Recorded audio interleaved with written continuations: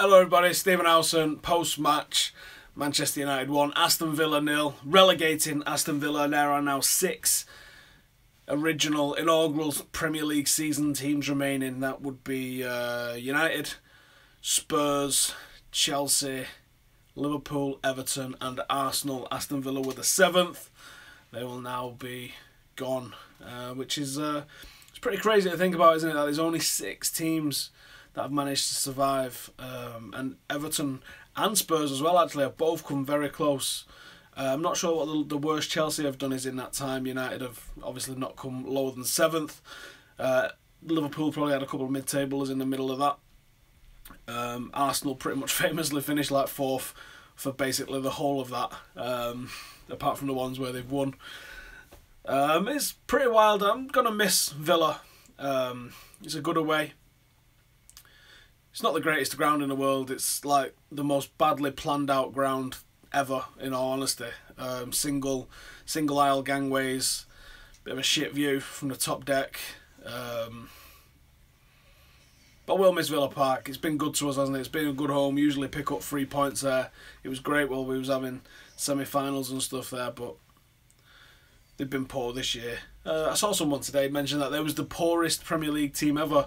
And as he was saying it, I was trying to think, what was the worst Premier League team ever? And I think it was Derby, wasn't it, with about 11 points or something, which is absolutely horrific over the course of a 38-game season that you can only pick up 11 points. You know, you expect that they're going to win a couple of games at least over a season, so you're looking at 2 wins, 5 draws and 33 defeats over the course of a season. That's bad, that, isn't it? So yeah, there's a great deal not really to be said about today's game. It was boring. Let's not play games. It was boring, and I think there was almost the element that Villa weren't a threat, so we didn't treat it with the respect that it probably deserved, because they were a threat, especially at the end. We was fortunate with the one that hit the post. There was a couple of times that they went extremely close, a couple of decent saves from David De Gea, but we almost fluffed our lines big time there, didn't we, today? I'm trying to think about who had decent performances, and I'm struggling really. I don't think anybody stood out. Schneiderlin made a couple of good tackles and did his job, but it's hard for a defensive midfielder in a game where you're not really under the cosh. It's hard to shine as a defensive midfielder when your team's doing very well and you're the linchpin that's got to hold it all together at the back. Thought Rooney was quite ordinary on his return. Thought Memphis was quite ordinary on his return. Both did a couple of good things. Both made a couple of errors, which you could put down to being rusty, I suppose. Thought Rashford was fairly ordinary. I thought his finish was a strange one. I've watched it, I don't know, 5 or 6 times on repeat, and I'm not quite sure I can tell how he's hit that. He's hit that in a very strange way, and I don't want to say it's a lucky shot because he clearly meant to hit it the way he hits it, but it's a strange technique to finish it. It was good to see Timothy Fosu-Mensah get on for like, what, a minute or so at the end. I don't know how we're going to line up on Wednesday. Obviously, Palace are going to be thinking one eye on, they're going to be nowhere in the table at the moment, so they might rest their entire 11, which would be good for us, potentially. But we're still pushing for this top 4. City now, obviously, since I've done my fan cam full-time Devils, I know the City result. That's a big win for them there at Chelsea. I thought that was a potential banana skin for them. I thought they could drop a couple of points. In fact, do you know what? While we're on, let's get my laptop over here. Because someone was talking to me about the Arsenal game, so let's have a look. I think they said that we can catch Arsenal up a little bit. That'd be wild to think that we could overtake Arsenal. It's actually not them that... Arsenal are in 4th. Game in hand. But only 3 points off us. I think I've looked at Arsenal's fixtures though, and there was nothing that stood out as being a bit crazy for them. I do think they play City, so at some point one of those is going to lose games, I guess. I think Arsenal's more likely to draw than lose, really, though. So their next match is Crystal Palace tomorrow. So Palace have got us and Arsenal in quick succession. They might rest everybody for that. They might go for it. There's no pressure on Crystal Palace, I wouldn't have thought. Oh, actually, nah, they're safe, aren't they, surely? 7 points. I think it's Norwich, Sunderland, Newcastle. You're looking at 2 out of them 3 going down. I don't think all 3 of the... I don't think... well, yeah, it is. I don't think anyone else is going to be dragged into it from there. I'd be very, very, very surprised. I mean, can Newcastle even catch 10 points, 7 games, 5 games? Well, yeah, they could. They could technically. I think they're probably safe, but I think they'll probably stay up, I think, they're Palace. So, that's interesting. Palace have got us and Arsenal this week. I mean, if Arsenal do drop points there, that makes it very interesting, doesn't it? 3 points. Let's have a look at the remaining fixtures for Arsenal this season. West Brom at home. Should be a 3-pointer. Sunderland away, well, they're fighting. You could see them dropping maybe and getting a point only there. And then Norwich at home. Again, same thing. They could be fighting. This could get quite interesting in these remaining 4 games here. Let's have a look who else is there. Last game of the season. Then they've got City away and Villa at home. You would expect Villa at home. Then now they're already relegated. Should be an easy game, but I don't know. You can often get strange scenarios like this when a team's already relegated and there's no pressure on them. I don't know. You know, not a foregone conclusion. It'd be quite hilarious to see Arsenal drop out, but I wouldn't be putting any money on it at all. I think that's very unlikely to happen. So, I don't know. What do you guys think about today's game? Was anyone stood out for you? What's going on with Marcus Rashford? Because he wasn't this good in the under-18s. He was good, but he sort of increased as the level has increased along with it. And Timothy Fosu-Mensah kind of has as well a little bit. They don't just look like they're doing all right in the Premier League, do they? They look like they're belonging there. Remember, this is from the Manchester United Academy, which was falling to pieces and miles behind the likes of Cities and stuff.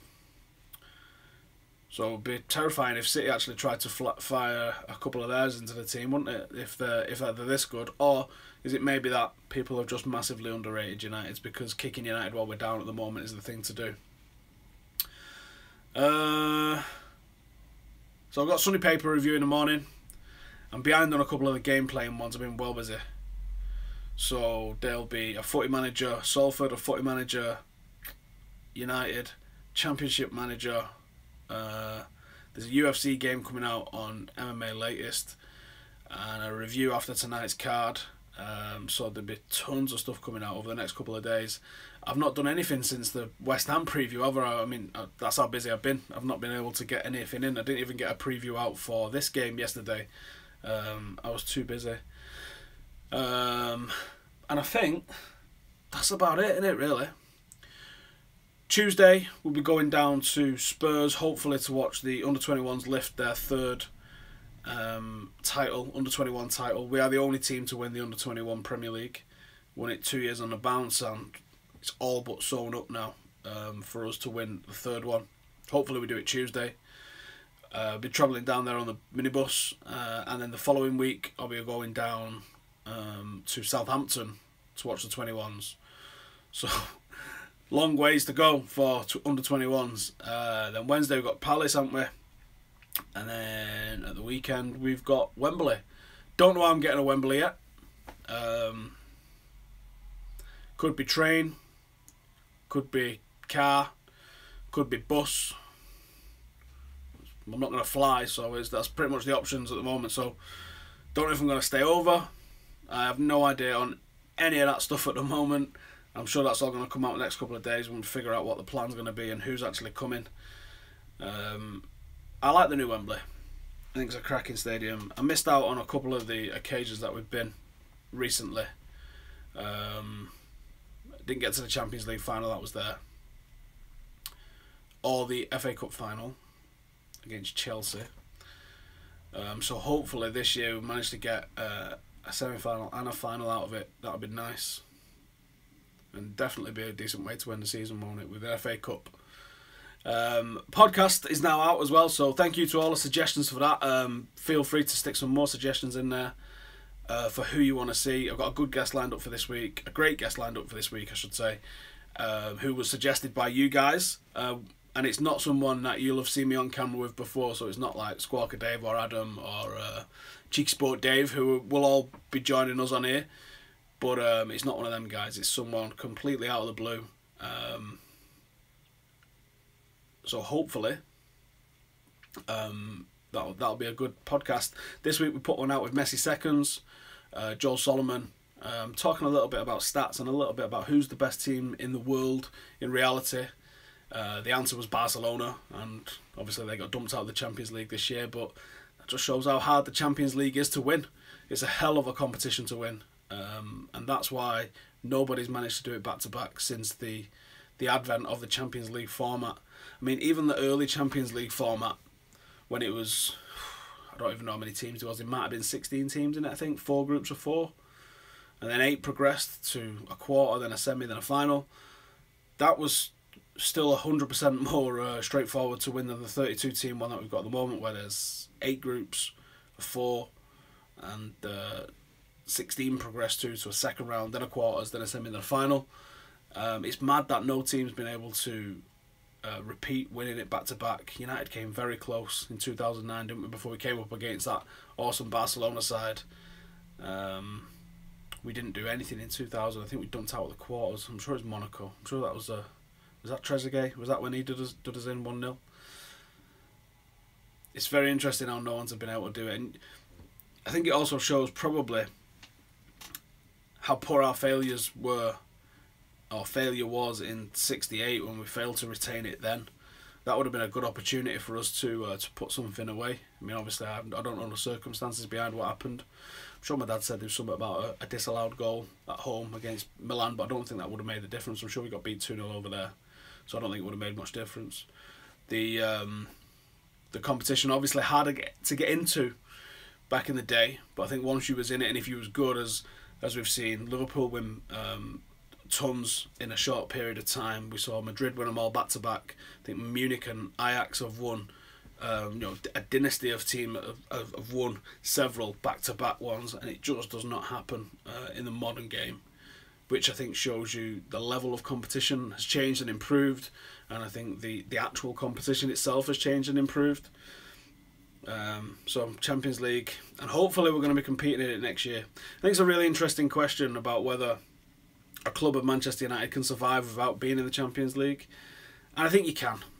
I think ultimately you can. I think the likes of Juventus prove that. Now I know it's a little bit of different circumstances, that the Serie A is nowhere near as competitive or as cutthroat as the Premier League, but Juventus was relegated for match fixing. Think about that, relegated for match fixing. Now can you imagine, people are talking like it's disastrous for Manchester United to be out of the Champions League for a couple of seasons. Relegated. If you're out of it for that season, you're definitely out of it for at least a season that you get back. If you come straight back into the top 4, you've had 2 years out of it. And I'm not sure how Juventus did actually. Do you know what? We've got a computer here, let's find out. So let's do a list of Juventus seasons. Let's see if they did manage to go down, bounce straight back up, straight back into the Champions League. Let's have a look.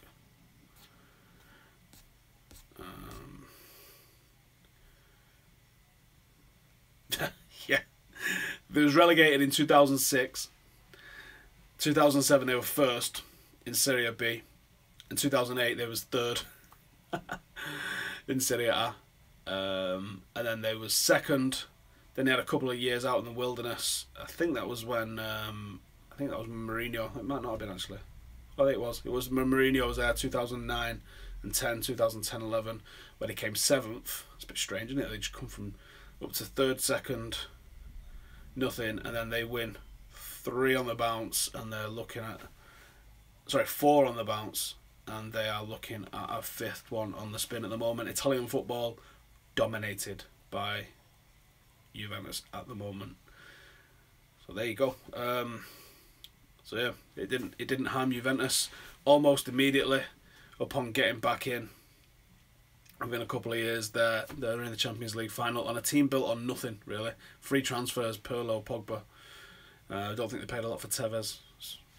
So I think, yes, although it'd be a lot more difficult for Manchester United, at least we're not going down to Serie B. At least we're not going down to the Championship. Can you imagine trying to get out of the Championship if there was something like that? And it's amazing that something's not stuck to Juventus like this. And it didn't stick to Marseille over the match fixing in the Champions League.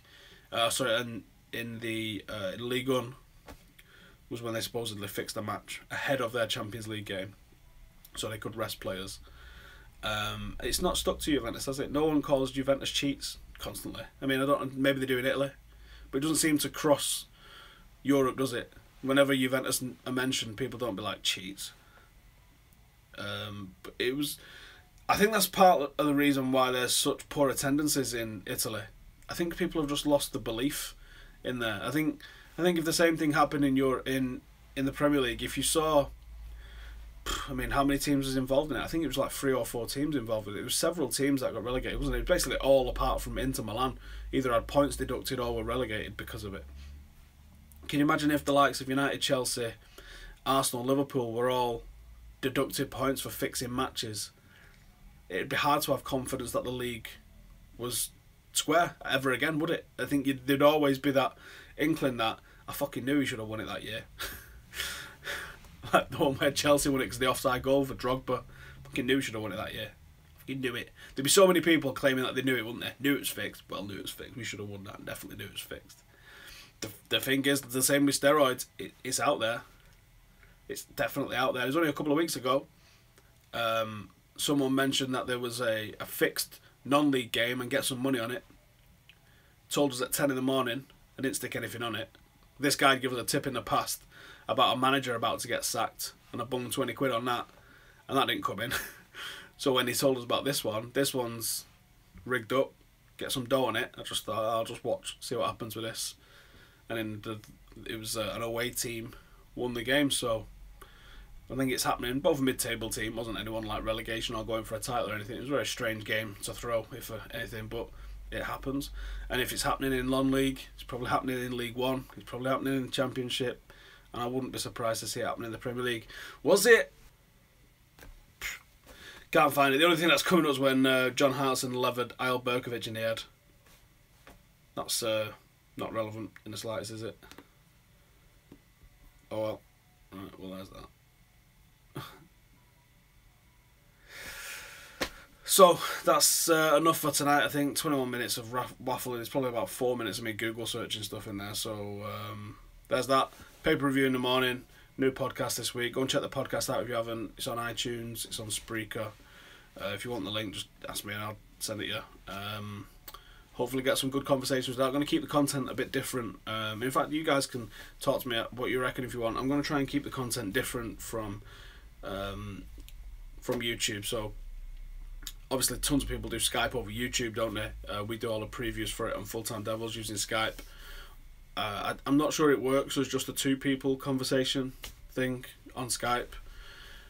So I think that works really well. Because I'd like to have conversations with people that aren't in the same geographical location as me. So I think getting people on a podcast to just talk about a couple of subjects conversationally is really a good way for me to expand into other stuff and keep it not just United stuff, because I want to do more stuff than just United, and I think that's a really good way for me to do it. So we're not having just 2 people just looking at each other on screen. I think it's a real good 45 minutes to an hour or so waffling absolute rhubarb about whatever subject we want. So thanks for your suggestions last week. Any more suggestions, anybody like that, throw them in the comments here, tag them on Twitter and tell them to come on a podcast. I think we got pretty good numbers from the last one, considering it's a bit of a ball bust to get it and download it and that, isn't it? So let me just see.